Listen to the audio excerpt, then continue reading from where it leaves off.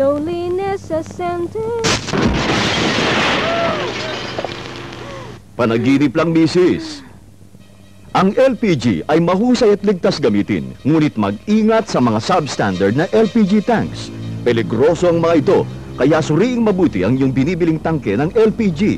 Gawa ang mga ito ng fly-by-night manufacturers na di sumusunod sa safety regulations. Ang mga substandard LPG tanks na ito'y napupunta sa mga hindi authorized dealers na kadalas ay nandadaya pa sa timbang. Upang makasiguro, pumunta lamang sa mga authorized dealers o resellers.